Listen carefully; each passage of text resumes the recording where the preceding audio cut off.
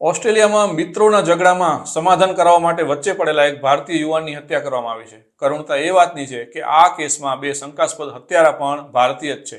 હરિયાણાનો યુવાન ઓસ્ટ્રેલિયામાં એમટેકનો અભ્યાસ કરતો હતો અને તેના પિતાએ પોતાની જમીન વેચીને ઓસ્ટ્રેલિયા ભણવા માટે મોકલ્યો હતો, જેથી તે ત્યાં સારું એજ્યુકેશન મેળવે અને તેની લાઈફ સેટ થઈ જાય. પરંતુ એક કમનસીબ ઘટનામાં બીજા બે ભારતીય વિદ્યાર્થીઓએ તેની હત્યા કરી નાખી છે. આ ઘટનામાં 22 વર્ષીય સ્ટુડન્ટ નવજીત સિંધુની હત્યા થઈ છે, જે મૂળ હરિયાણાના કરનાલનો હતો. નવજીતની છાતીમાં સ્ટેબિંગ કરવામાં આવ્યું છે, છરો ભોંકવામાં આવ્યો છે અને છરો ભોંકનારા યુવાનો પણ હરિયાણાના જ હતા.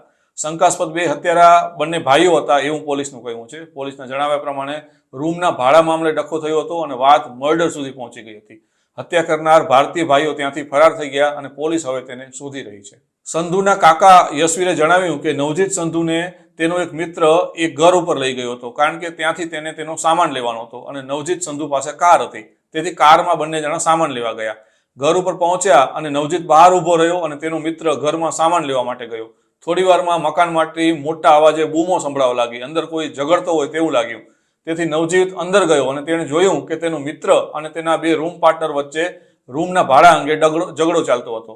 નવજીતે તેમાં પડીને છોડાવવાની કોશિશ કરી તો બીજા એક ભારતીય યુવાને તેની છાતીમાં સીધા છરા ભોંકી દીધા હતા. નવજીતના કાકા યશવીર હાલમાં આર્મીમાં છે અને જુલાઈમાં રિટાયર થવાના છે. તેઓ કહે છે કે નવજીત છેલ્લા 1.5 વર્ષથી સ્ટુડન્ટ વિઝા ઉપર ઓસ્ટ્રેલિયામાં હતો.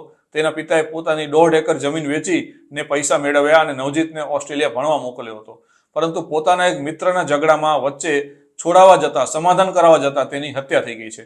નવજીતના પરિવાર ઉપર અત્યારે આભ તૂટી પડી હોય તેવી સ્થિતિ છે અને તેના પરિવારજનોએ તેનો મૃતદેહ ભારત લાવવા માટે ભારત સરકારની મદદ માંગી છે.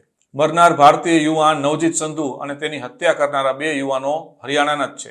ઓસ્ટ્રેલિયામાં વિક્ટોરિયા પોલીસે જણાવ્યું કે તેના ડિટેક્ટિવની સ્ક્વોડ આ અંગે માહિતી શેર કરી રહી છે. તેઓ મેલબર્નના સાઉથ ઈસ્ટ એરિયામાં સ્ટેબિંગની ઘટના માટે આરોપીઓને શોધી રહ્યા છે. હત્યાના આરોપીઓના નામ અભિજીત અને રોબિન જાણવા મળ્યું છે, જેઓ અહીં સ્ટુડન્ટ વિઝા ઉપર આવ્યા હતા. અભિજીતની ઉંમર 26 વર્ષ છે, જ્યારે રોબિનની ઉંમર 27 વર્ષ છે. તેઓ સવારે ઓર્મન્ડ એરિયામાં જોવા મળ્યા હતા. તેઓ 2014ના મોડેલની એક ચોરાયેલી ટોયોટા કેમરી કારમાં નાસ્તા ફરતા હોય તેવું જાણવા મળ્યું છે. બંનેની ઊંચાઈ 170 સેન્ટીમીટર છે અને બંને બહુ મજબૂત બાંધો ધરાવે છે તેવું પોલીસે કહ્યું. નવજીત સંધુની હત્યા પછી તેના ડેડ બોડીને ભારત લાવવામાં સરકારની મદદ માંગવામાં આવી છે. ઇમરજન્સી સર્વિસના જણાવ્યા પ્રમાણે રવિવારે રાત્રે લગભગ 1 વાગે ફોન આવ્યો કે રેસિડેન્શિયલ એરિયામાં મારામારી અને હત્યા થઈ છે. તેઓ ત્યારે જ્યાં પહોંચ્યા ત્યારે બે વ્યક્તિ છરીના ઘાવ સાથે મળી આવી હતી, જેમાંથી એક વ્યક્તિ ઉપર છરીનો ઘાવ બહુ ઊંડો હતો અને તેનું મોત થયું હતું. દેખીતી રીતે જ અભિજીત અને રોબિન આ હત્યા કર્યા પછી ત્યાંથી ભાગી ગયા હતા. ઓસ્ટ્રેલિયન પોલીસ આ કેસમાં બંને ભારતીય સ્ટુડન્ટની શોધ કરી રહી છે અને તેના વિશે માહિતી હોય તો તે શેર કરવા માટે લોકોને અપીલ કરી છે. બંને સ્ટુડન્ટના ફોટા પણ જાહેર કરવામાં આવ્યા છે. આ વિવાદ ચોક્કસ કયા કારણોથી થયો તે હજુ પોલીસે નક્કી નથી કર્યું, પરંતુ એવું લાગે છે કે બધા જ લોકો પહેલેથી એકબીજાને ઓળખતા હતા. જેની હત્યા કરવામાં આવી તે નવજીત સંધુ અને હત્યારા બંને એકબીજાને પહેલેથી ઓળખતા હતા તેવું લાગે છે, કારણ કે તેઓ એક જ રાજ્યમાંથી આવતા હતા અને કેટલાક સમયથી ઓસ્ટ્રેલિયામાં સાથે જ ભણતા હતા.